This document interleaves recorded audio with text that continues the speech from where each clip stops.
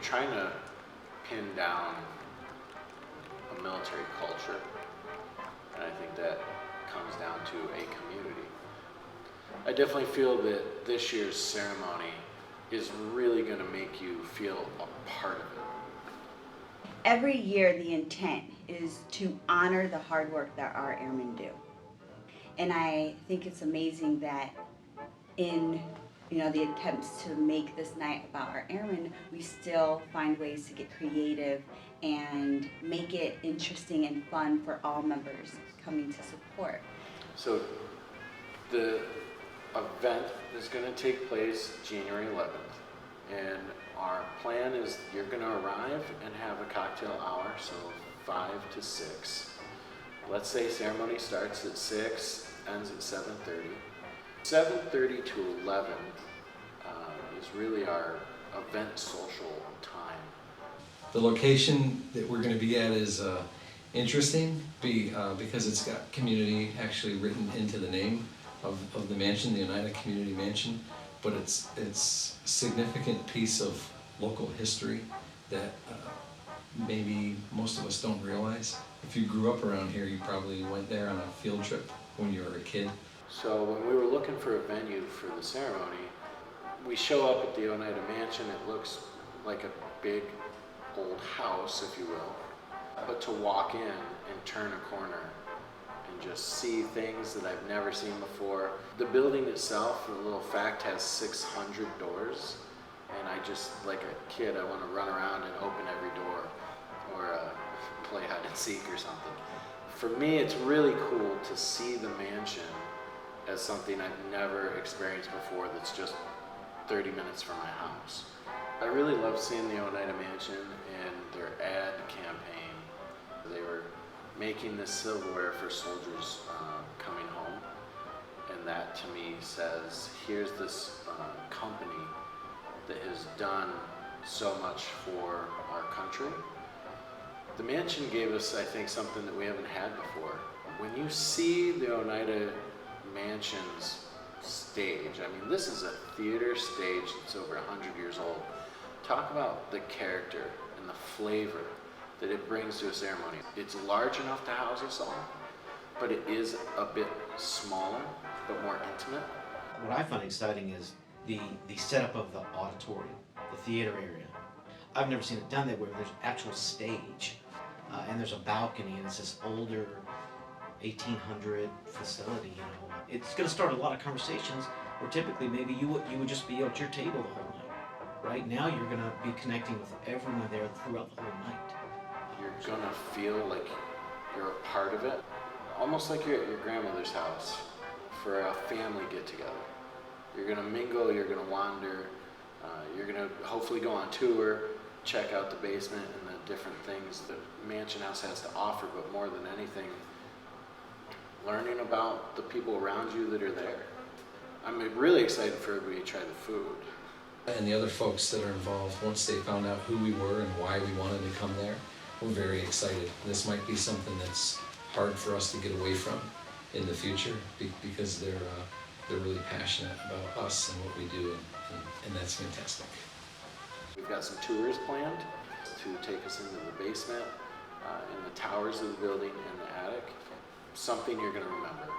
I think there's going to be a lot to talk about when you come away from the event, because you're going to have this experience that you've shared in. It was fun to find these type of little unique gems that we have around us.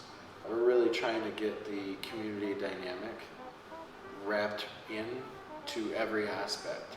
We're building that connectedness and that sense of community where here as a guard unit, especially here at Eads, we are separated. We don't have base housing. We don't have all the things that a major base has. So we have to find ways to build that sense of community. And to me, this is a great way to do it. So events like this is really where we need to come together. It's not just about the event and the awards, but it's about all of us as a whole coming together to really be a part of one another's lives. But I like that. I think that's a good theme, is the citizen airman thing that we sort of forget. We put the uniform on, and celebrating that is important. It's just a different feeling this year. The focus doesn't really seem to be so much on the guest speaker. This year, there's a change, there's a shift in the way that we're viewing the annual awards banquet. It's less about the awards. Sorry if you're an award winner and you're hearing this. It's less about the awards and more about all of us as a group spending time with one another. What's the worst that could happen? You have an opportunity to meet somebody from a different squadron or section or a flight that you've never had a chance to talk to before. And that's what it's about. It's about that, and it's also about the people that you're on mission with all of the time, and all you think about and talk about our mission. It's a chance to do something different. As we've been going through this process and getting volunteers, it has been a nice change of pace to interact with our key spouses. Both Julie and Christina have been very valuable in ensuring we make this event not just about the awards, but about those who attend the awards. Incorporating families into this too this year a lot too, with the daycare and the opportunities that people are going to have to bring their families, where typically that's one of the hard things for families to do.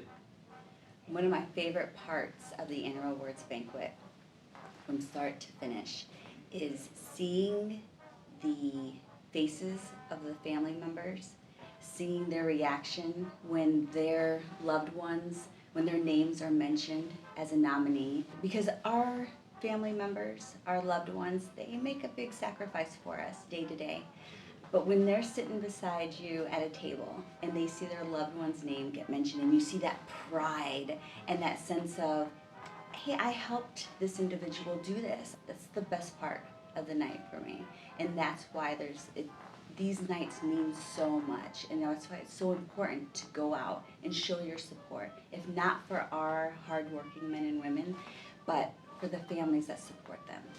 The sheer level of effort across the entire organization tells me that folks think it's important, right? And this is not a commander-driven event or the chiefs driving this event. This is the community taking care of itself. And plus there's ghost tours, so. I know, and that's the thing that I think that is going to be the most interesting. You know, you might walk away with an award, you might not, but you're probably going to walk away with a cool You're ghost probably story. gonna go home with a friend. You know? Master Sergeant Adams, Security Forces, is really involved, and I didn't realize how much. He had to go through the Oneida Community Mansion, every inch of it, all 600 doors. And then come to find out, they took him into the basement, some of the tour that we'll get, and there's a tunnel that actually links the building together down below. And it's very unique, a little creepy. He showed us some pictures, said for sure this place is haunted. So Sergeant Sherman has been a valued asset of the team so far for the annual awards banquet. A key part of making sure the venue is going to look and sound fantastic. Gillespie has volunteered him and his wife's time putting together our programs. She's been designing out some ideas, maybe a souvenir all in itself to take home. It's going to look very professionally done, and I love that it's coming from a member.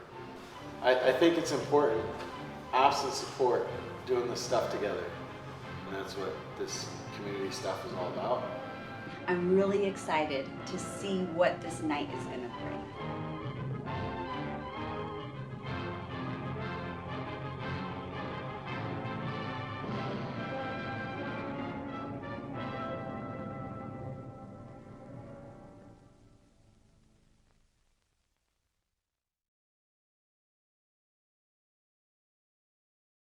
That was awkward. I didn't want to be on camera looking at your butt. I trust you cut that.